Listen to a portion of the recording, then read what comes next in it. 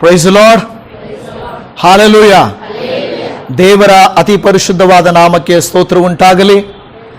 ದೇವರ ವಾಕ್ಯವನ್ನ ಕೇಳಲಿಕ್ಕೆ ಮನಸ್ಸುಗಳನ್ನ ಸಿದ್ಧ ಮಾಡಿಕೊಂಡು ಬಹಳ ಸೂಕ್ಷ್ಮವಾಗಿ ಕರ್ತನ ಪಾದ ಸನ್ನಿಧಿಗೆ ನೀವು ಬಂದಿದ್ದೀರಾ. ದೇವರು ನಿಮ್ಮನ್ನ ಕರುಣಿಸಲಿ ಮತ್ತು ನಿಮ್ಮೊಟ್ಟಿಗೆ ಮಾತನಾಡಲಿ. ಈ ಬೇಸಿಗೆಯಲ್ಲಿ ನೀವೆಲ್ಲರೂ ಚೆನ್ನಾಗಿದ್ದೀರೆಂದು, ಆರೋಗ್ಯವನ್ನು ಹುಷಾರಾಗಿ ನೋಡ್ಕೊಳ್ತಾ ಇದ್ದೀರೆಂದು ನಾನು ನಂಬ್ತಾ ಇದ್ದೇನೆ. ಬಹಳ ಮುಖ್ಯವಾಗಿರುವಂಥದ್ದು, ಯಾಕೆಂದರೆ ಬಿಸಿಲುಗಳು ಬಹಳ ಜಾಸ್ತಿ ಆಗ್ತಾ ಇದೆ, ಬೇಸಿಗೆ ಬಹಳ ಕಠಿಣವಾಗ್ತಾ ಇದೆ. ಆದರೂ ಕರ್ತನ ಕೃಪೆ ನಿಮ್ಮೊಟ್ಟಿಗೆ ಇರುತ್ತದೆಂಬುದಾಗಿ ನಾವು ನಂಬುವಂಥವರಾಗಿದ್ದೇವೆ. ಹುಷಾರಾಗಿರಬೇಕಾಗಿ ನಾನು ಕೇಳಿಕೊಳ್ಳುವಂಥವನಾಗಿದ್ದೇನೆ. ಈ ದಿನ ನಾವು ಧ್ಯಾನ ಮಾಡಲಿಕ್ಕೆ ಹೋಗುತ್ತಿರುವಂಥ ಅಂಶ, ನೀವು ಸೋತಾಗ ಹೇಗೆ ಪ್ರಾರ್ಥನೆ ಮಾಡಬೇಕು. ನಾವು ಸೋತಾಗ ಹೇಗೆ ಪ್ರಾರ್ಥಿಸಬೇಕು. ಸೋತಾಗ ಅಂದಾಗ ಎಲ್ಲಿ ಸೋತಾಗ, ಯಾವ ರೀತಿ ಸೋತಾಗ, ಅದನ್ನು ನಾವು ಮೊದಲು ಅರ್ಥ ಮಾಡಿಕೊಳ್ಳಬೇಕು. ನಮ್ಮ ಜೀವಿತದಲ್ಲಿ ನಾವು ನೋಡುವಾಗ ನಾವು ನಮ್ಮ ವಿದ್ಯಾಭ್ಯಾಸದಲ್ಲಿ ಸೋಲುವುದುಂಟು, ನಮ್ಮ ಕೆಲಸಗಳಲ್ಲಿ ಸೋಲುವುದುಂಟು, ಬೇರೆಯವರನ್ನು ಹೋಲಿಕೆ ಮಾಡಿದರೆ ಬುದ್ಧಿಯಲ್ಲಿ ನಾವು ಸೋಲುವುದುಂಟು, ಬೇರೆಯವರಿಗೆ ಹೋಲಿಕೆ ಮಾಡಿದರೆ ನಾವು ಮನೆ ಕಟ್ಟಲಿಕ್ಕಾಗಲಿಲ್ಲ, ಸ್ಥಳ ಕೊಳ್ಳಲಿಕ್ಕಾಗಲಿಲ್ಲ, ಎಲ್ಲರಂತೆ ಜೀವನ ಮಾಡಲಿಕ್ಕಾಗಲಿಲ್ಲ, ಎಲ್ಲರಂತೆ ಮನೆಯಲ್ಲಿ ಇರಲಿಕ್ಕಾಗಲಿಲ್ಲ. ಇದೆಲ್ಲವೂ ಒಂದು ರೀತಿಯಾಗಿ ಸೋಲೆ. ಇದನ್ನು ನಮ್ಮ ಸಂಬಂಧಿಕರು, ನಮ್ಮ ಸ್ನೇಹಿತರು, ನಮ್ಮ ಅಕ್ಕಪಕ್ಕದಲ್ಲಿರುವವರು ನೋಡಿದ್ರಾ ಇವರ ಜೀವನ ಏನಪ್ಪ, ಇವರು ನೋಡಿ ಚರ್ಚ್ಗೆ ಹೋಗ್ತಾರೆ, ದೇವರು ನಂಬಿದ್ದಾರೆ, ಆದರೂ ಇವ್ರ ಲೈಫಲ್ಲಿ ಯಾವುದು ಸಕ್ಸಸ್ಸು ಇಲ್ಲವೇ ಇಲ್ಲ, ಇದ್ದಂಗೆ ಇದ್ದಾರೆ ಅಂತ ಹೇಳಿ ಕೆಲವು ಸಾರಿ ಸೋತ ನಮ್ಮನ್ನ ನೋಡಿ ಹೀಯಾಳಿಸಬಹುದು. ನೀವು ಸ್ಪೋರ್ಟ್ಸ್ ಅಲ್ಲಿ ಸೋತವ್ರನ್ನ ನೀವು ನೋಡಿರ್ತೀರಾ ಅಲ್ವಾ? ರನ್ನರ್ ಅಪ್ ಅಂತ ಕೊಡ್ತಾರೆ, ಇಲ್ಲವೇ ಸೋತ ಟೀಮ್ಗಳು ಅಂತ ಹೇಳ್ತಾರೆ. ಎರಡೇ ಟೀಮ್ ಇದ್ರೆ ಇವರು ಸೋತೋದ್ರು ಅಂತ ಹೇಳ್ತಾರೆ. ಆಗ ಸೋತೋದವರಿಗೆ ಒಂದು ವೇಳೆ ಕೋಚ್ ಆಗಿರುವಂಥವರು, ಇಷ್ಟೇ ನೀವು ಸೋತೋಗಿದ್ದೀರಾ, ಮುಗೀತು ಬಿಡು ನಿಮ್ಮ ಜೀವನ, ಇನ್ನು ಏನಕ್ಕೂ ಪ್ರಯೋಜನಕ್ಕೆ ಬರೋದಿಲ್ಲ ಅಂತ ಹೇಳ್ತಾರ? ಏನಂತ ಹೇಳ್ತಾರ ಅವರಿಗೆ? ಈ ಸಾರಿ ಸೋತಿದ್ದೀರಾ, ನೆಕ್ಸ್ಟ್ ಮ್ಯಾಚ್ ಅಷ್ಟರಲ್ಲಿ ನೀನೇನಾಗಬೇಕು, ಮತ್ತೆ ಗೆಲ್ಲಬೇಕು. ಅವ್ರ ಕೋಚಿನ ಒಂದು ಸ್ವಭಾವ ಏನು ಹೇಳುತ್ತಂದ್ರೆ, ಈಗ ನೀನೇನಾಗಿದೆಯಾ, ಸ್ವಲ್ಪ ಸೋತೋಗಿ ಸ್ವಲ್ಪ ಪಾಯಿಂಟ್ಸ್ ಇಂದ ಸ್ವಲ್ಪ ಇದರಿಂದ ನೀನು ಸೋತೋಗಿದ್ಯಾ, ಆದರೆ ನೆಕ್ಸ್ಟ್ ಟೈಮ್ ನೀನು ನಿನ್ನ ನಿಜವಾದ ಸಾಮರ್ಥ್ಯವನ್ನ ತೋರಿಸಬೇಕು. ವಿದ್ಯಾರ್ಥಿಗಳು ಏನಾದರೂ ಫೇಲ್ ಆದರೆ ಅವರಿಗೆ ತಂದೆ ತಾಯಿಗಳಾಗಲಿ ಟೀಚರ್ಸ್ ಆಗಲಿ ಏನು ಹೇಳ್ಕೊಡ್ಬೇಕು, ಈಗ ಈ ತರ ಆಗಿದೆ, ನೆಕ್ಸ್ಟ್ ಅಟ್ಲೀಸ್ಟ್ ನೀನು ಕಟ್ಟಿ ನೆಕ್ಸ್ಟ್ ಇಯರ್ ನೀನೇನ್ ಮಾಡ್ಬೇಕಿಲ್ಲ, ನೆಕ್ಸ್ಟ್ ಸ್ವಲ್ಪ ಟೈಮ್ ಕೊಡ್ತಾರಲ್ಲ, ಆ ಟೈಮಲ್ಲಿ ನೀನು ಮತ್ತೆ ಚೆನ್ನಾಗಿ ಓದ್ಬೇಕು, ಓದಿ ನೀನೇನ್ ಮಾಡ್ಬೇಕು, ಮತ್ತೆ ನೀನು ಅದನ್ನ ಪಾಸ್ ಮಾಡಬೇಕು. ಇಂಟರ್ವ್ಯೂಗಳಿಗೆ ಹೋಗ್ತಾರೆ, ಎಲ್ಲ ಇಂಟರ್ವ್ಯೂಗಳಲ್ಲಿ ಫೇಲು, ಎಲ್ಲೂ ಜಾಬ್ ಸಿಗಲ್ಲ, ತಂದೆ ತಾಯಿಗಳು ಅಷ್ಟೇ ಬಿಡು, ನಿನಗೆ ಇನ್ನು ಜಾಬೇ ಸಿಗಲ್ಲ ಬಿಡು ಅಂತ ಹೇಳಿಬಿಟ್ರೆ ಏನಾಗುತ್ತೆ, ಕುಗ್ಗಿ ಹೋಗ್ತಾರೆ. ಆದ್ರೆ ಅವರು ಸೋತಾಗ, ಇಂಟರ್ವ್ಯೂಗಳಲ್ಲಿ ಸೋತಾಗ, ವಿದ್ಯಾಭ್ಯಾಸದಲ್ಲಿ ಸೋತಾಗ, ಜೀವಿತದಲ್ಲಿ ಸೋತಾಗ, ಹಾಗೆ ಆತ್ಮೀಕ ಜೀವಿತದಲ್ಲಿ ನಾವು ಸೋತೋಗಿ ನನಗೆ ಇನ್ನು ಪ್ರಾರ್ಥನೆ ಮಾಡಕ್ಕೆ ಬರಲ್ಲ, ವಾಕ್ಯದಲ್ಲಿ ಬೆಳೆಯಲಿಕ್ಕೆ ನನ್ನ ಕೈಯಲ್ಲಿ ಆಗುತ್ತಾ ಇಲ್ಲ ಬೇಡ ಬಿಡು ಅಂತ ಕುಗ್ಗಿ ಹೋಗುವ ಸಂದರ್ಭದಲ್ಲಿ ದೇವರು ನಮಗೆ ನೆನಪಿಸುವುದೇನೆಂದರೆ, ಸೋತ ಸಂದರ್ಭದಲ್ಲಿ ನೀನು ಹೇಗೆ ಮೇಲಕ್ಕೆ ಬರಬೇಕು, ಸೋತಿರುವಂತ ನಿನ್ನ ಸಿಚುವೇಶನ್ ಅಲ್ಲಿ ನೀನು ಹೇಗೆ ಪ್ರಾರ್ಥಿಸಬೇಕು ಎಂಬುದನ್ನ ದೇವರಾತ್ಮನು ಇವತ್ತು ನಿಮಗೂ ನನಗೂ ತಿಳಿಸಲಿಕ್ಕೆ ಹೋಗುತ್ತಾ ಇದ್ದಾರೆ. ಅದು ಏನೇ ಆಗಿರಬಹುದು, ಅದು ಆರ್ಥಿಕವಾದಂತ ವಿಷಯದಲ್ಲಾಗಿರಬಹುದು, ನೀವು ಮಾಡುವಂತ ವ್ಯಾಪಾರದಲ್ಲಾಗಿರಬಹುದು, ಕೆಲಸದಲ್ಲಾಗಿರಬಹುದು. ಕೆಲವರಿಗೆಲ್ಲ ಟಾರ್ಗೆಟ್ ಕೊಡ್ತಾರೆ, ಕೆಲವರಿಗೆಲ್ಲ ಇದನ್ನ ಟಾರ್ಗೆಟ್ ಅಚೀವ್ ಮಾಡು ಅಂತಾರೆ. ಇಷ್ಟು ನೀವು ವ್ಯಾಪಾರ ಮಾಡ್ರಿ ಅಂತ ಹೇಳ್ತಾರೆ, ಇಲ್ಲಾಂದ್ರೆ ಇನ್ಸೆಂಟಿವ್ಸ್ ಇಲ್ಲ ಅಂತ ಹೇಳಿ ಇಷ್ಟು ಓಡಾಡ್ರಿ ಅಂತ ಹೇಳ್ತಾರೆ. ಆದ್ರೂ ಎಷ್ಟೋ ಜನ ಯವನಸ್ಥರು, ಎಷ್ಟೋ ಜನರು ಏನು ಹೇಳ್ತಾ ಇರ್ತಾರೆ ಗೊತ್ತಾ, ನನ್ನ ಕೈಯಲ್ಲಿ ಆಗಲಿಲ್ಲ, ಅಯ್ಯೋ ಎಲ್ರೂ ಮಾಡ್ತಾ ಇದ್ದಾರೆ, ಎಲ್ರಿಗೂ ಸಾಧ್ಯ, ನನ್ನ ಕೈಯಲ್ಲಂತೂ ಆಗ್ತಾ ಇಲ್ಲ, ಎಲ್ಲ ಕುಟುಂಬಗಳು ಸರಿ ಆಗ್ತಾ ಇದ್ದಾವೆ, ನನ್ನ ಕುಟುಂಬ ಸರಿ ಆಗ್ತಾ ಇಲ್ಲ. ಈ ರೀತಿಯಾಗಿ ನೀವೇನಾದರೂ ಸೋತಿರುವಂತ ಸ್ಥಿತಿಯಲ್ಲಿ ಇದ್ದರೆ ದೇವರು ಇವತ್ತು ನಿಮ್ಮೊಟ್ಟಿಗೆ ಮಾತನಾಡಿ ಹೇಳುವಂತ ವಿಚಾರಗಳನ್ನ ನಾನು ತಿಳಿಸುತ್ತೇನೆ. ಮೊಟ್ಟ ಮೊದಲನೇದಾಗಿ ಜ್ಞಾಪಕ ಇಟ್ಕೊಳ್ರಿ, ಬೈಬಲ್ನಲ್ಲಿ ಅತ್ಯಂತ ಶಕ್ತಿಶಾಲಿ ಪ್ರಾರ್ಥನೆಗಳು ಯಾವಾಗ ಉದ್ಭವವಾದವು ಗೊತ್ತಾ? ವ್ಯಕ್ತಿಗಳು ಸೋತಾಗ ಅವರ ಪ್ರಾರ್ಥನೆಗಳು ಬಲವಾಗಿ ಮಾರ್ಪಟ್ಟವು. ಹಲ್ಲೆಲೂಯಾ. ಯಾವಾಗ ಅವರ ಪ್ರಾರ್ಥನೆಗಳು ಬಲಪಟ್ಟವು? ಸೋತಾಗ ಅವರು ಬಲಪಟ್ಟರೆ ಹೊರತು ಗೆದ್ದಾಗ ಅಲ್ಲ. ಎಷ್ಟೋ ಜನರು ಕುಗ್ಗಿ ಹೋದಾಗ ಒಳ್ಳೆಯ ಪ್ರಾರ್ಥನೆಗಳನ್ನ ಮಾಡಿದರು.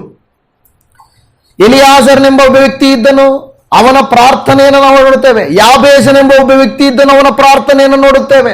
ಯೋನನೆಂಬ ಒಬ್ಬ ವ್ಯಕ್ತಿ ಇದ್ದನು, ಅವನ ಪ್ರಾರ್ಥನೆಯನ್ನು ನೋಡುತ್ತೇವೆ. ಯೋಬನಿದ್ದನು, ಅವನ ಪ್ರಾರ್ಥನೆಯನ್ನು ನೋಡುತ್ತೇವೆ. ಎಲ್ಲ ಕಳ್ಕೊಂಡಿದ್ದಾಗ, ಯೋನನು ಮೀನಿನ ಹೊಟ್ಟೆಯೊಳಗಿದ್ದಾಗ, ಯಾಬೇಜನು ತನ್ನ ಆಸ್ತಿ ವಿಸ್ತಾರವಾಗದೇ ಇದ್ದಾಗ, ದೇವರೇ ನನ್ನನ್ನು ಕರುಣಿಸಲಾರೆಯಾ, ನಾನು ಸೋತು ಹೋಗಿದ್ದೇನಪ್ಪ ಎಂದು ಹೇಳಿ ದೇವರ ಮುಂದೆ ಅಂಗಲಾಚಿದಾಗ ದೇವರು ಅವರನ್ನ ಬಲಪಡಿಸಿದನು. ಹಾಲೆಲೂಯಾ. ಸಂಸೋನನು ಕೂಡ ಜೀವಿತದಲ್ಲಿ ಸೋತು ಹೋಗಿ, ಒಂದು ಹೆಣ್ಣಿನ ಮುಖಾಂತರವಾಗಿ ಸೋತು ಹೋಗಿ ಒಂದು ಹೀನಾಯ ಸ್ಥಿತಿಯಲ್ಲಿರುತ್ತಾನೆ. ಶತ್ರುಗಳೆಲ್ಲರನ್ನು ಅವನ ಅವಮಾನಿಸ್ತಾ ಇರ್ತಾರೆ. ಅವನ ಹತ್ರ ಮಕ್ಕಳು ಆಟ ಆಡ್ತಾ ಇರ್ತಾರೆ. ಎಲ್ಲರೂ ಹೇಳ್ತಾರೆ, ಓ ಇವನೊಬ್ಬ ಬಲಶಾಲಿ, ಈಗ ನೋಡಿ ಬಲವಿಲ್ಲದವನಂತೆ ಬಿದ್ದಿದ್ದಾನೆ, ಕಣ್ಣಿಲ್ಲದವನು ಬಿದ್ದಿದ್ದಾನೆ, ತಲೆಯಲ್ಲಿ ಕೂದಲಿಲ್ಲದವನಾಗಿ ಬಿದ್ದಿದ್ದಾನೆ ನೋಡಪ್ಪ ಎಂದು ಹೇಳಿ ಅವನನ್ನು ಹೀಯಾಳಿಸಿ ಗೇಲಿ ಮಾಡ್ತಾ ಇದ್ರು. ಆಗ ಸಂಸೋನನು ಮಾಡಿದಂತ ಪ್ರಾರ್ಥನೆ, ದೇವರೇ ಈ ಒಂದು ಸಾರಿ ನನ್ನ ಮೇಲೆ ಕರುಣೆ ತೋರಿಸಯ್ಯ, ನೀನ್ ಏನೆಂಬುದನ್ನ ನಾನು ತೋರಿಸಬೇಕು, ದಯಮಾಡಿ ನನಗೆ ಕರುಣೆ ತೋರಿಸಪ್ಪ. ಅವನು ನನ್ನ ಪ್ರಾಣ ಉಳಿಸು ಅಂತ ಕೇಳಲಿಲ್ಲ, ನನ್ನನ್ನು ಉನ್ನತಿಗೆ ತಾ ಅಂತ ಕೇಳಲಿಲ್ಲ, ನನ್ನನ್ನು ಇಲ್ಲಿಂದ ಬಿಡಿಸ್ಬಿಡು ಅಂತ ಕೇಳಲಿಲ್ಲ. ಕೇಳಿದ್ದು ಒಂದೇ ಒಂದು ಸಾರಿ ನನಗೆ ಬಲವನ್ನು ಕೊಡಪ್ಪ ಎಂದು ಹೇಳಿದಾಗ ಏನ್ ನಡೀತು ನಿಮಗೆ ಗೊತ್ತಿದೆ. ಅವನ ಜೀವಿತ ಕಾಲದಲ್ಲಿ ಯುದ್ಧ ಮಾಡಿ ಸೋಲಿಸಿದ ಶತ್ರುಗಳಿಗಿಂತ ಅವನು ಕೊನೆಯಲ್ಲಿ ಮಾಡಿದ ಈ ಪ್ರಾರ್ಥನೆಯಿಂದ ಅವನು ಅನೇಕರನ್ನ ಕೊಲ್ದನು ಮತ್ತು ಅವನು ಜಯವನ್ನು ಹೊಂದಿದನು. ಹಾಲೆಲೂಯಾ. ಇವತ್ತು ದೇವಜನವೇ, ಇಂತಹ ಹೀನಾಯ ಸ್ಥಿತಿಯಲ್ಲಿದ್ದುಕೊಂಡು ಪ್ರಾರ್ಥಿಸುವಾಗ ಅವರ ಪ್ರಾರ್ಥನೆಗಳನ್ನ ದೇವರು ಕೇಳುವಂತವನಾಗಿದ್ದಾನೆ. ಸೋತು ಹೋದೆನು ಅಂತ ಹೇಳುವಾಗ ನೀವು ನಾನು ನೆನಪಿಸಿಕೊಳ್ಳಬೇಕಾದಂತ 6 ಕಾರ್ಯಗಳನ್ನು ನಿಮಗೋಸ್ಕರವಾಗಿ ಇವತ್ತು ನಾನು ಹೇಳಲಿಕ್ಕೆ ಹೋಗುತ್ತಾ ಇದ್ದೇನೆ. ದೇವರು ನಿಮ್ಮೊಟ್ಟಿಗೆ ಮಾತನಾಡಲಿ. ಮೊದಲನೇದಾಗಿ, ನೀವು ಸೋತಾಗ ದೇವರ ಮುಂದೆ ನಿಷ್ಠೆಯಿಂದಿರಬೇಕು. ಏನ್ ಮಾಡ್ಬೇಕಂತೆ?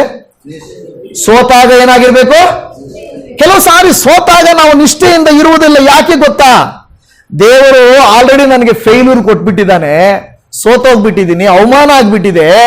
ಇಂಥ ಸಂದರ್ಭದಲ್ಲಿ ನಾನು ಯಾಕೆ ದೇವರಿಗೆ ನಿಷ್ಠೆಯಿಂದಿರಬೇಕು? ಕೆಲವರು ಆಫೀಸ್ಗಳಲ್ಲಿ ಈ ರೀತಿಯಾಗಿ ಹೇಳ್ತಾರೆ, ನಾನು ಬಹಳ ಕಷ್ಟಪಟ್ಟು ದುಡಿದಿದ್ದೇನೆ, ಬೇರೆ ಎಲ್ಲರಿಗಿಂತ ಒಳ್ಳೆ ಬಿಸ್ನೆಸ್ ಕೊಟ್ಟಿದ್ದೇನೆ, ಓಡಿ ಕೆಲಸ ಮಾಡಿದ್ದೇನೆ, ಆದರೆ ನನಗೆ ಅವರು ಪ್ರಮೋಷನ್ ಕೊಡ್ಲಿಲ್ಲ, ನನಗೆ ಅವರು ಇನ್ಸೆಂಟಿವ್ಸ್ ಕೊಡ್ಲಿಲ್ಲ, ನನ್ನನ್ನು ಅವರು ಗುರುತಿಸಲಿಲ್ಲ. ಆದುದರಿಂದ ಇನ್ನು ಮುಂದೆ ನಾನೇನ್ ಮಾಡಲ್ಲ, ಕಷ್ಟಪಟ್ಟು ಕೆಲಸ ಮಾಡಲ್ಲ. ನಾನು ಯಾಕೆ ನಿಷ್ಠೆಯಿಂದ ಇರಬೇಕು ಆಫೀಸ್ಗೆ? ನಾನು ಯಾಕೆ ಕಂಪನಿಗೆ ನಿಷ್ಠೆಯಿಂದ ಇರಬೇಕು ಅಂತ ಹೇಳ್ತಾರೆ ಇಲ್ವಾ? ಯಾಕಂದ್ರೆ ಪ್ರತಿ ಸಾರಿ ಪ್ರಮೋಷನ್ ಕೆಲಸ ಮಾಡದೇ ಇರೋರ್ಗೆ ಹೋಗ್ತಾ ಇರುತ್ತೆ, ಸುಮ್ಮನೆ ಬಾಯಿ ಮಾತಾಡೋರ್ಗೆ ಹೋಗ್ತಾ ಇರುತ್ತೆ, ತೋರಿಸ್ಕೊಳ್ಳೋರ್ಗೆ ಹೋಗ್ತಾ ಇರುತ್ತೆ. ಯಥಾರ್ಥವಾಗಿ ಕಷ್ಟಪಡೋರ್ಗೆ ಸಿಗದೇ ಇದ್ದಾಗ ದುಃಖಪಟ್ಟವರು ಹೇಳ್ತಾರೆ, ನಾನು ಯಾಕೆ ಇನ್ನು ನಿಯತ್ತಾಗಿ ಕೆಲಸ ಮಾಡಬೇಕು? ಇಷ್ಟು ಕಷ್ಟಪಟ್ಟ ಮೇಲೂ ಕೂಡ ನನಗೆ ಉತ್ತರ ಸಿಕ್ಕಿಲ್ಲ ಅಂದ್ರೆ ನಾನು ಯಾಕೆ ನಿಯತ್ತಾಗಿರ್ಬೇಕು ಅಂತ ಹೇಳಿ ದುಃಖ ಪಡುತ್ತಾರೆ. ಹಾಗಾದ್ರೆ ದೇವರ ಮುಂದೆ ದೇವರು ನಿಮಗೆ ಉನ್ನತಿ ಕೊಡಲಿಲ್ಲವಾದರೆ, ದೇವರು ನಿಮಗೆ ಆಶೀರ್ವಾದ ಕೊಡಲಿಲ್ಲವಾದರೆ, ಇನ್ನೂ ದೇವರು ನನಗೇನು ಪ್ರಮೋಷನ್ ಕೊಡಲಿಲ್ಲ, ಬದಲಾಗಿ ನಾನು ಸೋತೋಗಿದ್ದೀನಿ, ಐ ಆಮ್ ಅ ಫೇಲ್ಯೂರ್, ನಾನು ಯಾಕೆ ದೇವರಿಗೆ ನಿಯತ್ತಾಗಿರ್ಬೇಕು ಅಂತ ಅಂದುಕೊಳ್ತಾ ಇದ್ದೀರಾ? ಮೊಟ್ಟ ಮೊದಲನೇ ನೆನಪು ಮಾಡಿಕೊಳ್ಳ್ರಿ, ನಾವು ಸೋತಾಗಲೂ ಹೇಗಿರಬೇಕಂತೆ? ನಿಷ್ಠೆಯಿಂದಿರಬೇಕು. ಯಜಮಾನನಿಗೆ, ಧಣಿಗೆ, ದೇವರಿಗೆ, ಕರ್ತನಿಗೆ, ಅಪ್ಪ ನೀನು ನನಗೆ ಉನ್ನತಿ ಕೊಟ್ಟರು ಕೊಡದೆ ಹೋದ್ರು, ಆಶೀರ್ವಾದ ಸಿಕ್ಕಿದ್ರು ಸಿಕ್ಕದೆ ಹೋದ್ರು, ನಾನಂತೂ ನಿನಗೇನಾಗಿರುತ್ತೇನೆ? ನಿಷ್ಠೆಯಿಂದಿರುತ್ತೇನೆ. ನಮ್ಮ ಮನಸ್ಸು ಮುರಿದೋಗಿರಬಹುದು, ನಾನು ನೀತಿವಂತನಾಗಿದ್ದೇನು, ಒಳ್ಳೆಯವನಾಗಿದ್ದೇನು, ಕಷ್ಟಪಟ್ಟೆನು, ಆದರೂ ಕೂಡ ನನಗೆ ದೇವರು ಉತ್ತರ ಕೊಡಲಿಲ್ಲ ಅಂತ ಅಂದುಕೊಳ್ತಾ ಇದ್ದೀರಾ? ಒಂದು ವಾಕ್ಯವನ್ನು ಓದಿ ನೋಡೋಣ. ಕೀರ್ತನೆಗಳ ಗ್ರಂಥ 34ನೇ ಕೀರ್ತನೆ 18 ಮತ್ತು 19ನೇ ವಾಕ್ಯವನ್ನು ಓದಿಕೊಳ್ಳೋಣ. ಕೀರ್ತನೆ 34:18 ಹೇಳುತ್ತದೆ, ಮುರಿದ ಮನಸ್ಸುಳ್ಳವರಿಗೆ ಯೆಹೋವನು ನೆರವಾಗುತ್ತಾನೆ, ಕುಗ್ಗಿ ಹೋದವರನ್ನು ಉದ್ಧಾರ ಮಾಡುತ್ತಾನೆ. ನೀತಿವಂತನಿಗೆ ಸಂಭವಿಸುವ ಕಷ್ಟಗಳು ಅನೇಕವಿದ್ದರೂ ಯೆಹೋವನು ಅವೆಲ್ಲವುಗಳಿಂದ ಅವನನ್ನು ಬಿಡಿಸುತ್ತಾನೆ. ಹಾಲೆಲೂಯಾ. ದೇವರಿಗೆ ಪರಿಪೂರ್ಣವಾದ ನಿಮ್ಮ ಮಾತುಗಳು ಬೇಕಾಗಿಲ್ಲ, ದೇವರಿಗೆ ನಿಮ್ಮ ನಿಷ್ಠೆಯ ಹೃದಯ ಬೇಕಾಗಿದೆ. ಏನ್ ಅರ್ಥ ಗೊತ್ತಾ ಇದ್ರದ್ದು? ಕೆಲವು ಸಾರಿ ನಮ್ಮ ಮುಂದೆ ಏನ್ ಮಾಡ್ತಾರೆ ಗೊತ್ತಾ? ಮಾತುಗಳನ್ನ ಆಡ್ತಾರೆ, ಹಂಗೆ ಹಿಂಗೆ ಅದು ಇದು ಹೇಳ್ತಾರೆ. ಆದರೆ ನಿಷ್ಠೆಯಿಂದ ಅವರು ಇರೋದಿಲ್ಲ. ದೇವರ ವಾಕ್ಯ ಏನು ಹೇಳುತ್ತಂದ್ರೆ, ಮಾತುಗಳೆಲ್ಲ ದೇವರಿಗೆ ಬೇಕಾಗಿರೋದು, ನಿಷ್ಠೆಯ ಹೃದಯ ಬೇಕು. ನಿಷ್ಠೆಯ ಹೃದಯ, ಒಂದು ನಿಷ್ಠಾವಂತರಾಗಿರುವಂತ ಹೃದಯ ದೇವರಿಗೆ ಬೇಕಾಗಿದೆ. ಅದಕ್ಕೆ ದೇವರು ಹೇಳ್ತಾರೆ, ನಿನ್ನ ಮಾತುಗಳೆಲ್ಲ ನನಗೆ ಬೇಕಾಗಿರೋದು. ನೋಡಿ, ದಾವೀದನ ಜೀವಿತವನ್ನ ನೀವು ನೋಡಿದರೆ, ಕೀರ್ತನೆ ಬರೆಯುವಾಗ ದೇವರ ಹತ್ರ ತನ್ನ ನೋವನ್ನು ಅವನು ಮರೆ ಮಾಡಲಿಲ್ಲ, ಬಚ್ಚಿಟ್ಕೊಳ್ಳಲಿಲ್ಲ. ನೋಡಿ, ಕೆಲವು ಮನುಷ್ಯರ ಮುಂದೆ ನಾವು ನಮ್ಮ ನೋವನ್ನು ಹೇಳ್ಕೊಳ್ಬಾರ್ದು, ನಮ್ಮ ಕಷ್ಟ ಹೇಳ್ಕೊಳ್ಬಾರ್ದು. ಅದರಲ್ಲಿ ಕುಟುಂಬದ ಸೀಕ್ರೆಟ್ಸ್ ಅನ್ನು ನಾವು ಯಾರ ಹತ್ರನೋ ಹೇಳಿಕೊಳ್ಳಲೇಬಾರದು. ಸಭೆಯ ಕುರಿತಾಗಿರುವಂತ ನೆಗೆಟಿವ್ ಆಗಲಿ, ನಾವು ಸೇವಕರ ಕುರಿತಾಗಿರುವ ನೆಗೆಟಿವ್ಸ್ ಆಗಲಿ, ನಾವು ಯಾರ ಹತ್ರನೂ ಹೇಳ್ಕೊಳ್ಬಾರ್ದು. ಹೇಳ್ಕೊಂಡ್ರೆ ಏನು ಗೊತ್ತಾ, ಅನ್ಯರು ಕಾಯ್ತಾ ಇರ್ತಾರೆ, ಸೈತಾನನು ಅವಕಾಶಕ್ಕಾಗಿ ಕಾಯ್ತಾ ಇರ್ತಾನೆ. ನೀವು ಒಂದು ಹೇಳಿದ್ರೆ ಅವು ಎರಡರನ್ನ ಸೇರಿಸಿ ಹೇಳ್ಬಿಡ್ತಾರೆ. ಅದು ಏನಾಗುತ್ತೆ, ಕುಟುಂಬಕ್ಕೆ ಆಮೇಲೆ ಏನಾಗುತ್ತೆ, ತೊಂದರೆ ಆಗುತ್ತದೆ. ಯಾರೋ ಒಬ್ಬರು ಹೇಳ್ತಾ ಇರ್ತಾರೆ. ಕಳೆದ ಸಾರಿ ಒಬ್ಬ ಪಾಸ್ಟ್ರು ಈ ರೀತಿಯಾಗಿ ಹೇಳ್ತಾ ಇದ್ರು. ಏನಂದ್ರೆ, ಒಂದೇ ಕಾಲೇಜಲ್ಲಿ ಒಂದು ಸಾರಿ ಏನಂದ್ರೆ, ಇವರು ಒಂದು ಡಾಕ್ಟರ್ ಹತ್ರ ಕರ್ಕೊಂಡು ಹೋಗಿದ್ದಾರೆ. ಪಾಸ್ಟ್ ಹೆಂಡತಿಯನ್ನ ಡಾಕ್ಟರ್ ಹತ್ರ ಕರ್ಕೊಂಡು ಹೋಗಿದ್ದಾರೆ. ಡಾಕ್ಟರ್ ಹತ್ರ ಕರ್ಕೊಂಡು ಹೋದಾಗ ಡಾಕ್ಟರ್ ಹೇಳಿದ್ದಾರೆ, ಇವ್ರು ಯಾರು ಅಂತ ಕೇಳಿದ್ದಾರೆ. ಇವ್ರು ಯಾರು ಅಂತ ಕೇಳಿದ್ರೆ, ಇವರ ನನ್ನ ಹೆಂಡತಿ ಅಂತ ಕೇಳಿದ್ದಾರೆ. ಮತ್ತೆ ಮೊನ್ನೆ ಒಂದು ಹುಡುಗಿ ಜೊತೆ ಬಂದಿದ್ರಲ್ಲ ಫಸ್ಟೇ ನೀವು ಅಂದ್ರಂತೆ. ಏನೋ ಒಂದು ಹುಡುಗಿ ಜೊತೆ ಬಂದಿದ್ರಲ್ಲ, ಅವ್ರು ಯಾರು ಅಂತ ಕೇಳಿದ್ರಂತೆ. ಆವಾಗ ಇಮಿಡಿಯೇಟ್ ಆಗಿ ಪಾಸ್ಟ್ ಹೇಳಿದ ಮಾತೇನಂದ್ರೆ, ಆ ಹುಡುಗಿ ನಾವು ಓದಿಸಿದಂತ ಹುಡುಗಿ ನಮ್ಮ ಸಭೆ ವಿಶ್ವಾಸಿ. ಅವ್ರಿಗೆ ಏನಂದ್ರೆ, ಇದು ನೋಡಿ, ಒಂದು ವೇಳೆ ಪಾಸ್ಟ್ರಮ್ಮಾಗೆ ಸಭೆಗೆ ಗೊತ್ತು ಆ ಹುಡುಗಿ ಯಾರು ಏನಂತ, ಅನ್ಯರು ಇದು ಕೇಳಿಸ್ಕೊಂಡ್ರೆ, ಈಗ ಯಾವುದೋ ಒಂದು ಹುಡುಗಿ ನಮ್ಮ ಸಭೆಯ ಹುಡುಗಿ ಇರುತ್ತೆ, ಆ ಹುಡುಗಿನ ಯಾರು ತೋರಿಸಕ್ಕಿರೋ ನಾನು ಹಾಸ್ಪಿಟ್ಲ್ ಕರ್ಕೊಂಡು ಹೋಗಿರ್ತೀನಿ. ಡಾಕ್ಟರ್ ಏನಂತಾರೆ, ನೆಕ್ಸ್ಟ್ ಟೈಮ್ ನನ್ನ ವೈಫ್ ಬಂದಾಗ, ಇವರು ಹೋದ್ ಸಾರಿ ಒಂದು ಹುಡುಗಿ ಕರ್ಕೊಂಡ್ ಬಂದಿದ್ರಲ್ಲ, ಅವ್ರು ಯಾರು ಅಂತ ಕೇಳಿದ್ರು ಅಂತ ತಿಳ್ಕೊಳ್ಳಿ. ನಮಗ್ ಗೊತ್ತು ಯಾರು ಅಂತ.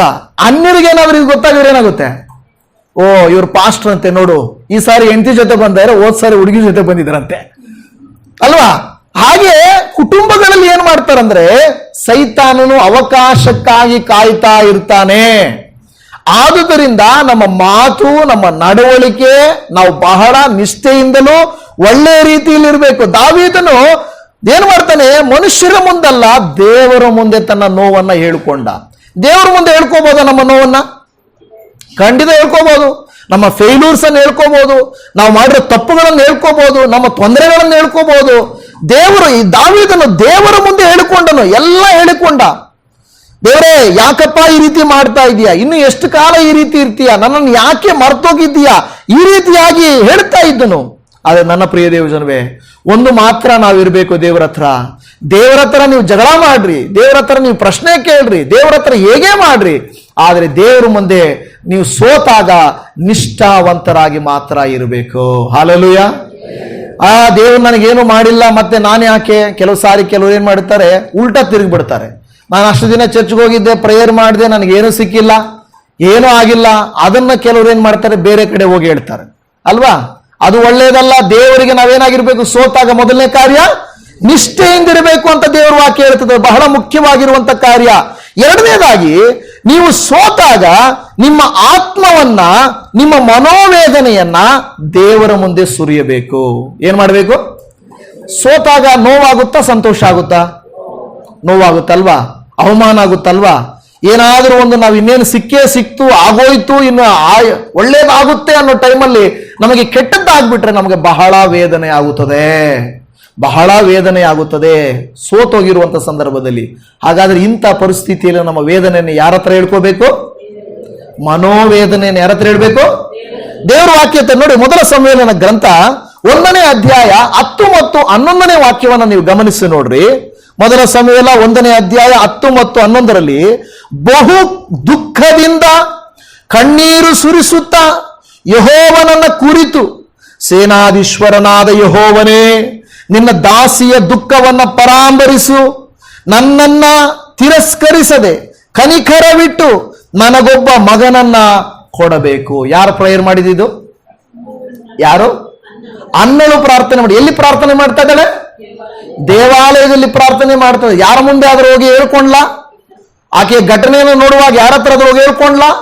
ನನ್ಗೆ ಹಿಂಗಾಗ್ಬಿಟ್ಟಿದೆ, ಸಾಧಾರಣವಾಗಿ ನೋಡಿ ನನ್ನ ಸವತಿ ಇದ್ದಾಳೆ, ನನ್ನ ಜೊತೆ ಇನ್ನೊಬ್ಬಳಿದ್ದಾಳೆ, ಅವಳು ನನಗೆ ತುಂಬಾ ಟಾರ್ಚರ್ ಕೊಡ್ತಾಳೆ ಅಲ್ವಾ.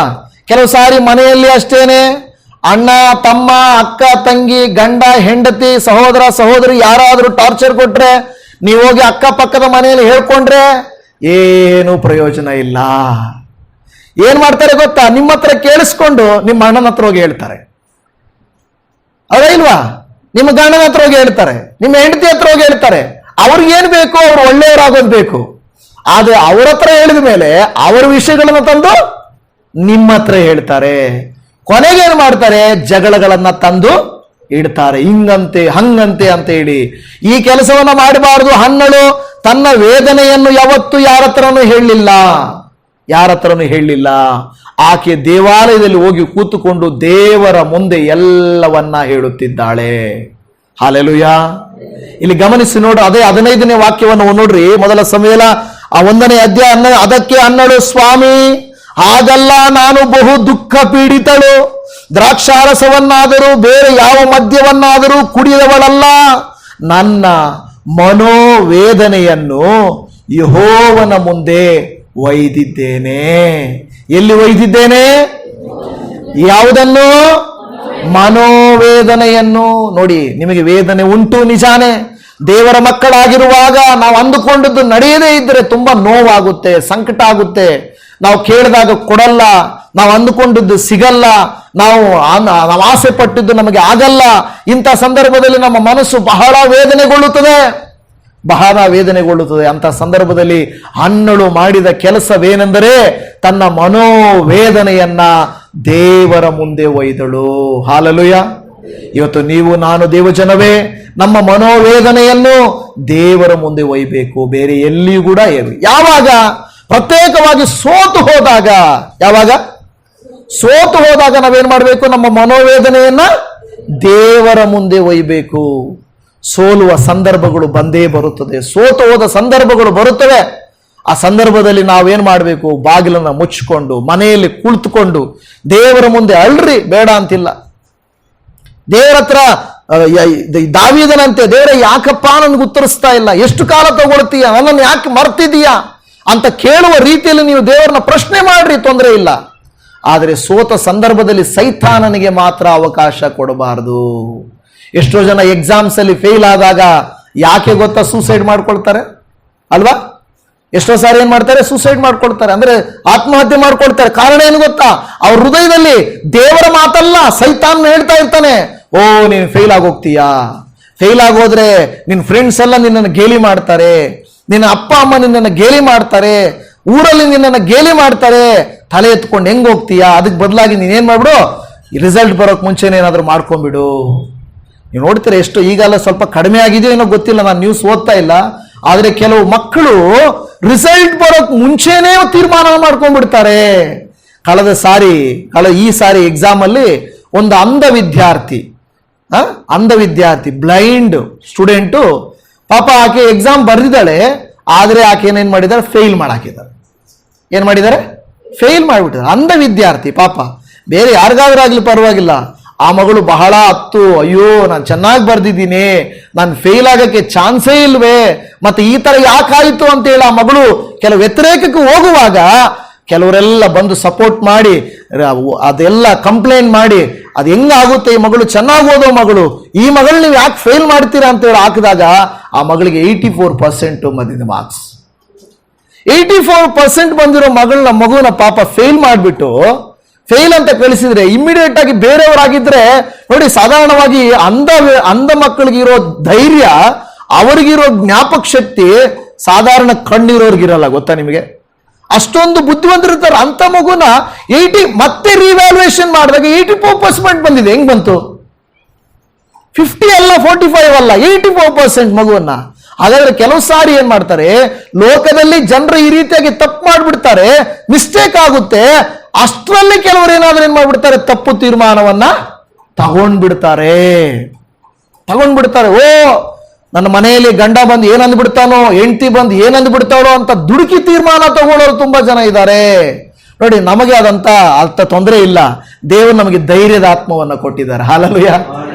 ಆದ್ರೆ ಕ್ರೈಸ್ತರು ಕೆಲವರು ದೇವರ ವಾಕ್ಯವನ್ನು ಕೇಳದೇ ಇರೋರು, ಪ್ರಾರ್ಥನೆಯನ್ನ ಮಾಡದೇ ಇರೋರು ಬಹಳ ಭೀತಿಯಲ್ಲಿರ್ತಾರೆ. ಆದ್ರೆ ದೇವರ ಮಕ್ಕಳಿಗೆ ಕೆಲವು ಸಾರಿ ರಿಪೋರ್ಟ್ಗಳು ಚೇಂಜ್ ಆಗಿ ಬಂದ್ಬಿಡ್ಬೋದು. ಏನೋ ರಿಪೋರ್ಟ್ಗಳು ಚೇಂಜ್ ಆಗಿ ಬಂದ್ಬಿಡ್ಬೋದು. ರಿಪೋರ್ಟ್ ಯಾರ್ದೋ ರಿಪೋರ್ಟ್ ಯಾರಿಗೋ ಬಂದ್ಬಿಡ್ಬೋದು. ದಿಢೀರ್ನೆ ಏನೋ ಒಂದು ನೋವು ಅಂತೋಗಿರೋರಿಗೆ ನಿಮಗೆ ಕ್ಯಾನ್ಸರ್ 4th ಸ್ಟೇಜ್ ಇದೆ ಅಂತ ಬಂದ್ಬಿಟ್ರೆ ಹೆಂಗಿರುತ್ತೆ? ಪಕ್ಕದಲ್ಲಿರೋ ಪೇಷಂಟ್ ಕೊಡ್ಬೇಕಾಗಿರೋ ರಿಪೋರ್ಟ್ ಇವ್ರು ಕೊಡ್ತಾರೆ, ಇವರು ನೋಡ್ತಾರೆ ರಿಪೋರ್ಟ್, ನನಗೆ ಕ್ಯಾನ್ಸರಾ, ಅಯ್ಯೋ ಇದೇನಪ್ಪ ಅಂತ ಹೇಳಿ ರಿಪೋರ್ಟ್ಗಳು ಚೇಂಜ್ ಆಗ್ಬೋದು, ವ್ಯಕ್ತಿಗಳು ಏನೋ ಹೇಳ್ಬೋದು, ತೊಂದರೆಗಳು ಏನೇ ಆಗ್ಬೋದು. ಆದರೆ ದೇವ್ರ ವಾಕ್ಯ ಹೇಳುತ್ತದೆ, ನೀನು ಸೋತಾಗ ನೆನಪಿನಲ್ಲಿಟ್ಟುಕೊಳ್ಳಬೇಕಾಗಿರುವ ವಿಚಾರ ಏನಂದರೆ, ದುಡುಕಿ ತೀರ್ಮಾನವನ್ನ ತೆಗೆದುಕೊಳ್ಳಬಾರದು.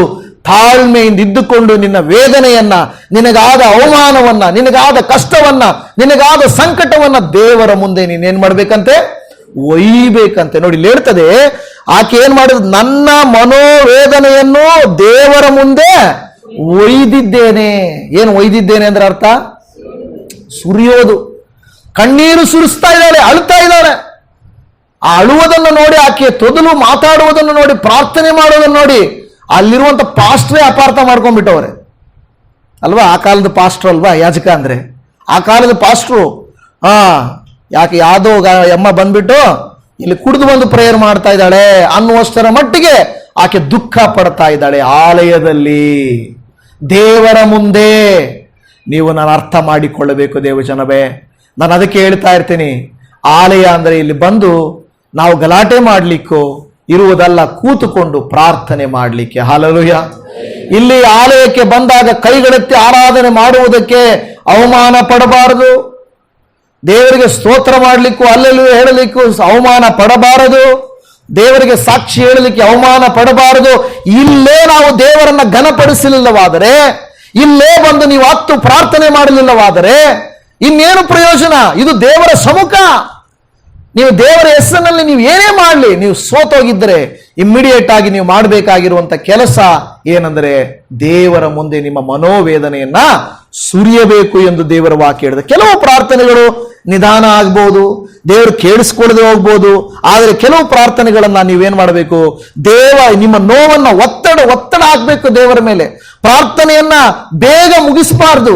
ಬೇಗ ನಾವೇನ್ ಮಾಡಬೇಕು? ದೇವರು ಕೊಡುವ ತನಕ ಬಿಡೋದಿಲ್ಲ ಅನ್ನುವಂಥ ರೀತಿಯಲ್ಲಿ ನಾವು ದೇವರನ್ನ ಪ್ರಾರ್ಥನೆ ಮಾಡ್ತಾ ಇರಬೇಕು. ನಿಮಗೆ ಗೊತ್ತಿದೆ, ಒಂದು ತಾಯಿ ಯೇಸುವಿನ ಶಿಷ್ಯರ ಹಿಂದೆ ಬರ್ತಾ ಇರ್ತಾಳೆ. ಯೇಸು ಸ್ವಾಮಿ ಶಿಷ್ಯರು ಹೇಳ್ತಾರೆ, ಆ ಕಾನಾನ್ಯ ಸ್ತ್ರೀ ನಮ್ಮನ್ನೇ ಹಿಂಬಾಲಿಸ್ತಾ ಇದ್ದಾಳೆ, ಬಿಡ್ತಾನೇ ಇಲ್ಲ.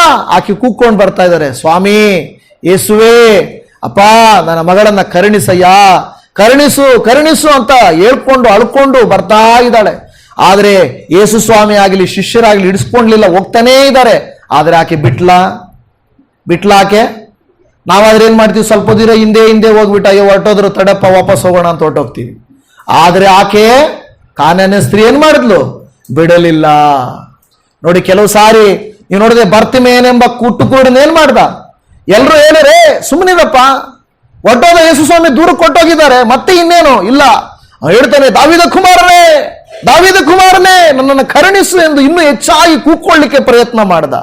ಜನರು ಹೇಳ್ಬೋದು, ಸುಮ್ಮನೆ ಇರಪ್ಪ, ಆಗಿದ್ದಾಗೋಯ್ತು, ಸೋತೋಗಿದ್ದೀಯಾ, ಇನ್ನು ಮುಗಿದೋಯ್ತು ಕತೆ ಅಂತ ಹೇಳುವಾಗ ನಾವು ಇನ್ನೂ ಏನ್ ಮಾಡಬೇಕು? ದೇವರಲ್ಲಿ ಇನ್ನೂ ಹೆಚ್ಚಾಗಿ ಪ್ರಾರ್ಥಿಸಬೇಕು. ಬಿಡಬಾರದು. ನಮ್ಮ ಮನೋವೇದನೆಯನ್ನ ದೇವರ ಮುಂದೆ ಸುರಿಯಬೇಕು.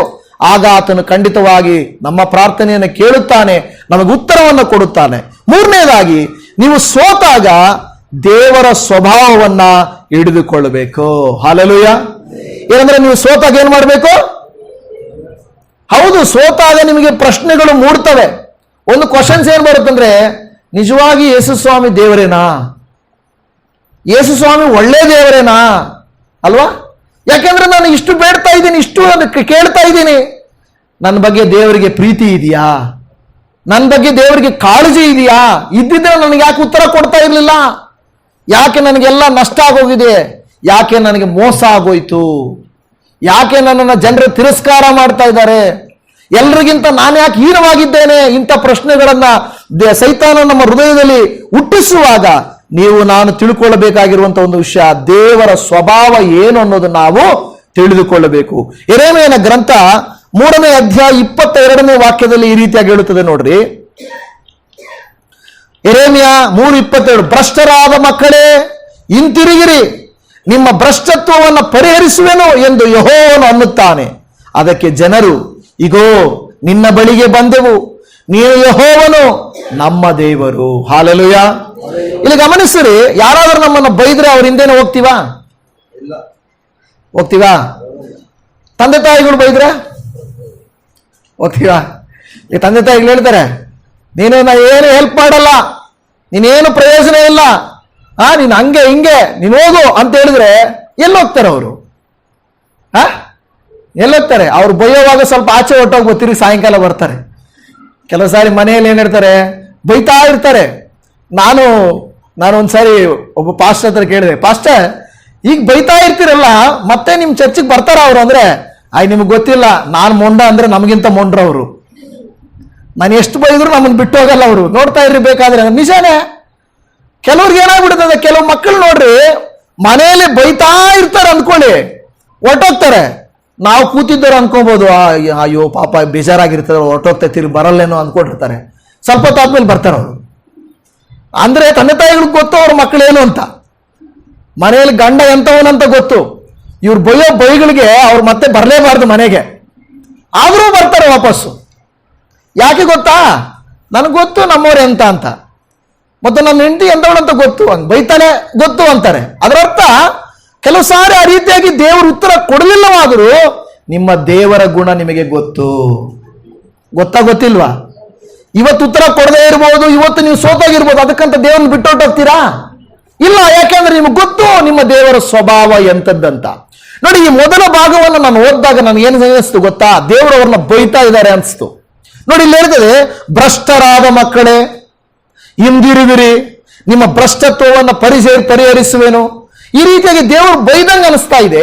ಆದ್ರೆ ಅದರ ಎರಡನೇ ಭಾಗ, ಇಗೋ ನಿನ್ನ ಬಳಿಗೆ ಬಂದೆವು, ನೀನು ಯೆಹೋವನು ನಮ್ಮ ದೇವರು ಅಂತ ಇದ್ದಾರೆ. ನೋಡಿ, ಕೆಲವು ಸಾರಿ ಕಠಿಣವಾಗಿ ಇರ್ತಾರೆ. ಅದರ ಅರ್ಥ ನಮ್ಮನ್ನ ಪ್ರೀತಿ ಮಾಡಲ್ಲ ಅಂತಲ್ಲ. ತಂದೆ ತಾಯಿಗಳು ಕೆಲವು ಸಾರಿ ಬೈತಾರೆ ಅಲ್ವಾ? ಆಗಲ್ಲ, ಕೊಡಕ್ಕಾಗಲ್ಲ, ತಗೊಳಕ್ಕಾಗಲ್ಲ ಅಂತಾರೆ. ಆಮೇಲೆ ಏನ್ ಮಾಡ್ತಾರೆ ಕೆಲವು ಸಾರಿ? ಈಗ ಕೆಲವು ಸಾರಿ ಮಕ್ಕಳಿರೋ ಹಂಗೇನೆ, ಹೋಗ್ತಾ ಇರ್ತೀವಿ ಬೇಸಿಗೆಯಲ್ಲಿ, ಹೇಳ್ತಾರೆ ಐಸ್ ಕ್ರೀಮ್ ಬೇಕು ಡ್ಯಾಡಿ ಅಂತಾರೆ. ನಾವೇನ್ ಹೇಳ್ತೀವಿ? ಐಸ್ ಕ್ರೀಮ್ ಎಲ್ಲ ಬೇಡ, ಅಲ್ಲೆಲ್ಲ ಹೆಂಗಿರ್ತದೋ ಏನಿರ್ತದೋ ಮಾಡಿರ್ತಾರೋ, ಬೇಡ ಬೇಡ ಅಂತೀವಿ. ಆದ್ರೂ ಸ್ವಲ್ಪ ಮುಂದೆ ಹೋಗ್ತಾ ಇದ್ದಾಗ ನಮ್ಮ ಹೃದಯದಲ್ಲಿ ಏನಂತದೆ, ಮಗು ಒಂದು ಐಸ್ ಕ್ರೀಮ್ ಕೇಳ್ತಲ್ವಾ, ಯಾಕೆ ಕೊಡಿಸ್ಬಾರ್ದು? ಫಸ್ಟ್ ನಾವೇನ್ ಮಾಡಿದ್ವಿ? ಅವ್ರನ್ನ ಬೈದ್ವಿ, ಸುಮ್ಮನೆ ಇರೋ, ಎಷ್ಟಾರು ಹೇಳೋದು ಬೇಡ ಅಂತೇಳಿ, ಅಲ್ಲಿ ಇಲ್ಲಿ ಆಚೆ ಈಚೆ ಕೇಳಬಾರ್ದು ಅಂತ ಹೇಳಿದ್ವಲ್ಲ ಅಂತ ಹೇಳ್ತೀವಿ. ಸ್ವಲ್ಪ ಮುಂದಕ್ಕೆ ಹೋದ್ಮೇಲೆ ನಮ್ಗೆ ಅನಿಸುತ್ತೆ, ಹೋದ್ರೆ ಹೋಗ್ಲಿ ಒಂದು ಐಸ್ ಕ್ರೀಮು ತಗೊಳ್ಳೋಣ.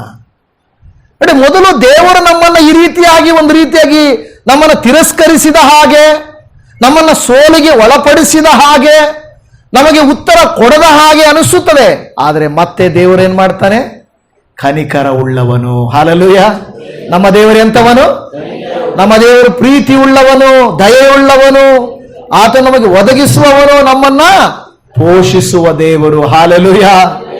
ಆತನು ಕಠಿಣಸ್ಥನಾಗಿರಬಹುದು, ಆದರೆ ಆತನ ಪ್ರೀತಿ ಕನಿಕರ ಉಂಟು. ಸೋತು ಹೋಗಿದ್ದೀರಾ ಅಂದ್ರೆ ಅದರ ಅರ್ಥ ದೇವರಿಗೆ ನಿಮ್ಮ ಮೇಲೆ ಪ್ರೀತಿ ಇಲ್ಲ ಅಂತಲ್ಲ. ಅದಕ್ಕೆ ನೀವು ಸೋತಾಗ ಮೂರನೇ ಕಾರ್ಯ ಏನಂದ್ರೆ, ನಿಮ್ಮ ದೇವರ ಸ್ವಭಾವವನ್ನ ಹಿಡ್ಕೊಳ್ಬೇಕು, ಗ್ರಹಿಸ್ಕೊಳ್ಬೇಕು, ತಿಳ್ಕೊಳ್ಬೇಕು. ನನ್ನ ದೇವರು ಸ್ವಲ್ಪ ಕಠಿಣನೇ, ಬೈತಾನೆ, ನನಗೆ ಸೋಲಿಗೆ ಒಳಪಡಿಸಿರಬಹುದು, ಆದ್ರೆ ದೇವರು ನನ್ನನ್ನು ಏನ್ ಮಾಡೋದಿಲ್ಲ, ಬಿಟ್ಟು ಬಿಡೋದಿಲ್ಲ. ನನಗೆ ಬೇಕಾದ ಜಯವನ್ನು ಆತನು ಕೊಡುತ್ತಾನೆ ಎಂದು ನಾವು ನಂಬಬೇಕು. ನಾಲ್ಕನೆಯದಾಗಿ, ನೀವು ಸೋತಾಗ ಸಮರ್ಪಣೆ ಮಾಡಿಕೊಳ್ಳಿರಿ. ಹಲ್ಲೆಲೂಯ. ಏನ್ ಮಾಡ್ಬೇಕಂತೆ? ಸೋತಾಗ, ಕೆಲವು ಸಾರಿ ಸೋಲು ದೇವರು ನಮಗೆ ಕೊಟ್ಟಿದ್ದಲ್ಲ, ನಾವು ಮಾಡಿರುವಂತ ಮಿಸ್ಟೇಕ್ಸ್ ಇಂದ, ನಾವು ಮಾಡಿರುವಂತ ತಪ್ಪುಗಳಿಂದ. ಎಲ್ಲಾ ಸೋಲುಗಳು ದೇವರು ಕೊಟ್ಟು ಆ ರೀತಿ ಮಾಡ್ತಾರ? ನಾವು ಮಾಡಿರುವಂತ ಮಿಸ್ಟೇಕ್ಸ್ ಇರುತ್ತದೆ. ಅವಾಗ ಸೋಲು ಬಂದಿದೆ ಅಂದ್ರೆ ನಾವೇನ್ ಮಾಡ್ಬೇಕು ಗೊತ್ತಾ? ಯಾಕೆ ನಾನೇ ಸೋತೋದೆ, ಏನೋ ನನ್ನ ಕಡೆಯಿಂದ ತಪ್ಪಿದೆ.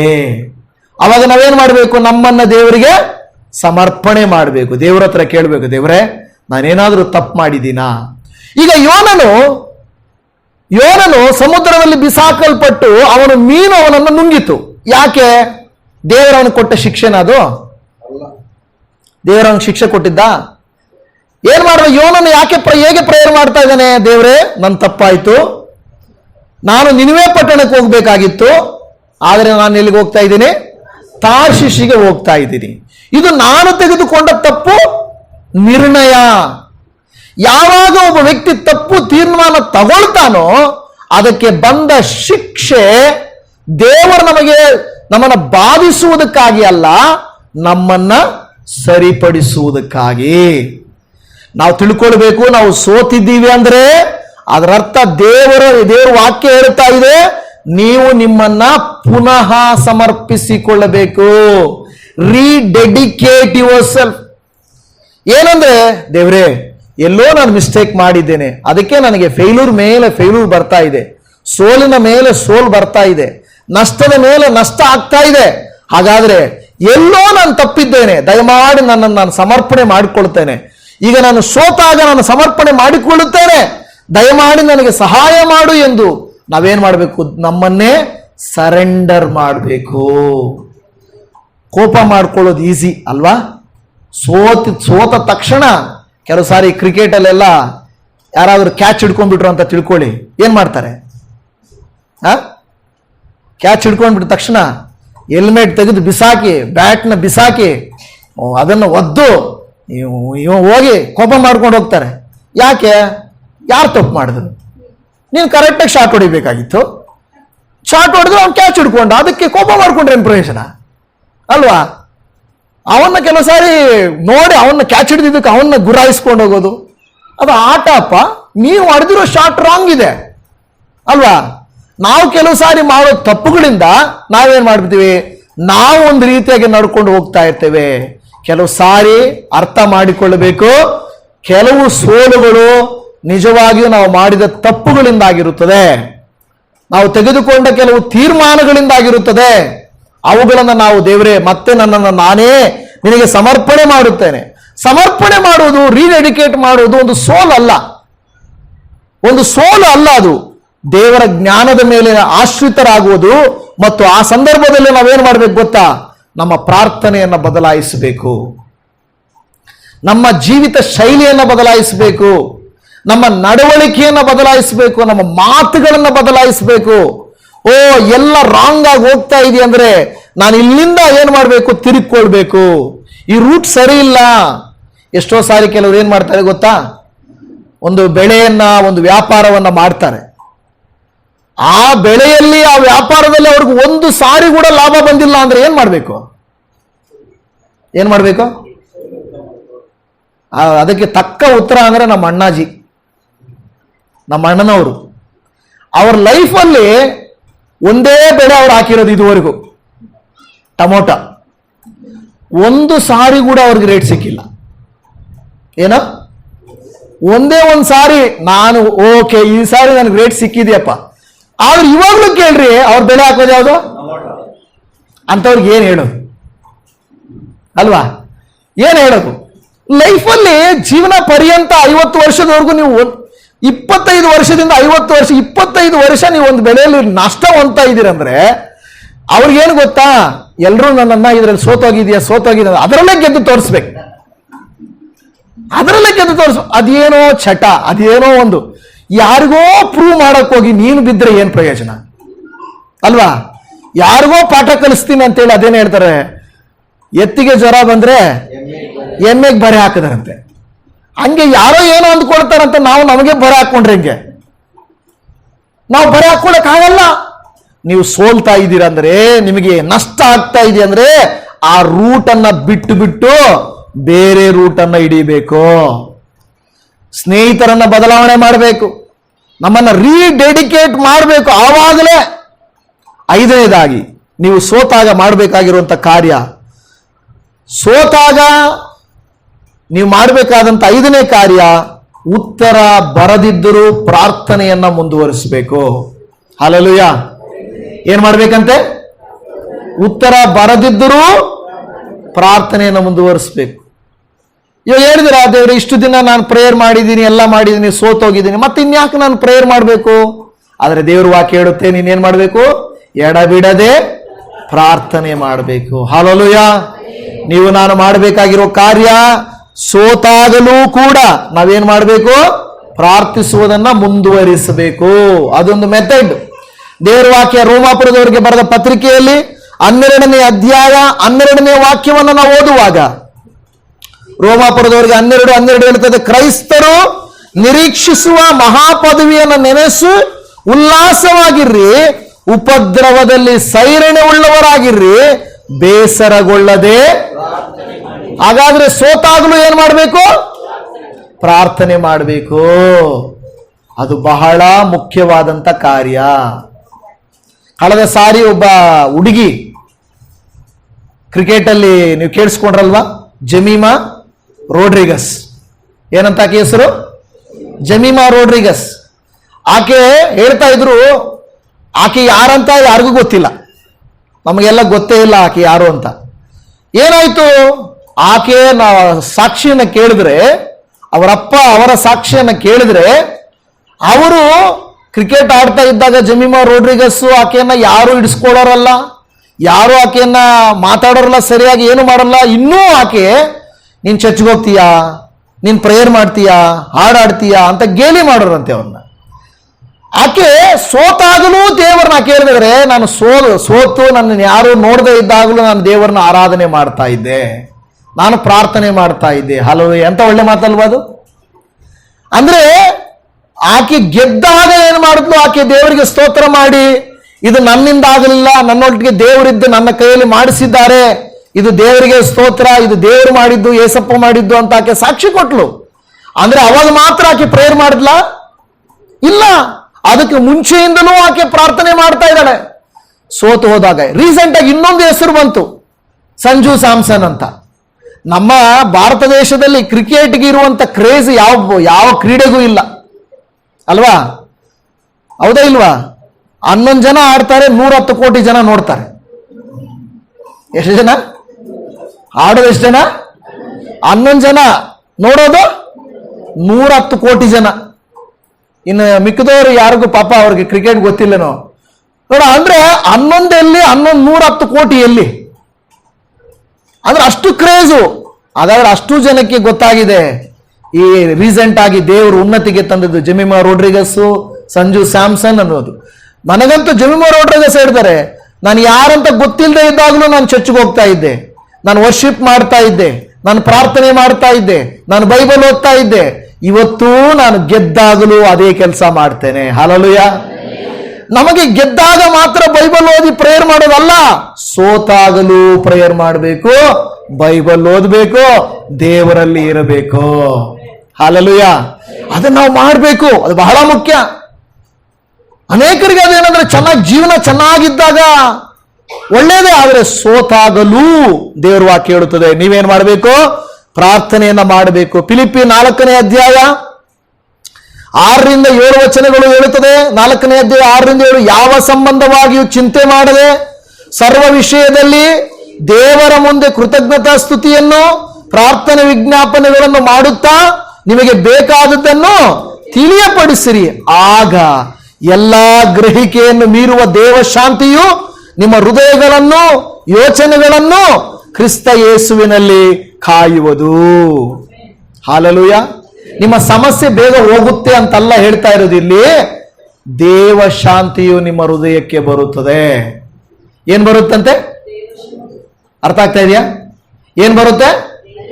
ಇಮ್ಮಿಡಿಯೇಟ್ ಆಗಿ ನಿನಗೆ ಸಮಸ್ಯೆ ಪರಿಷ್ಕಾರ ಆಗಲಿಲ್ಲ, ಓಕೆ ಪಾಸ್ಟರ್ ಇಷ್ಟು ಹೇಳಿದ್ದೀರಾ, ಈಗ ನಾನು ಪ್ರೇಯರ್ ಮಾಡಿದ್ರೆ ನನಗೆ ಗೆಲುವು ಬರುತ್ತೆ ಹಂಗಂತಲ್ಲ ಹೇಳ್ತಾ ಇರೋದು.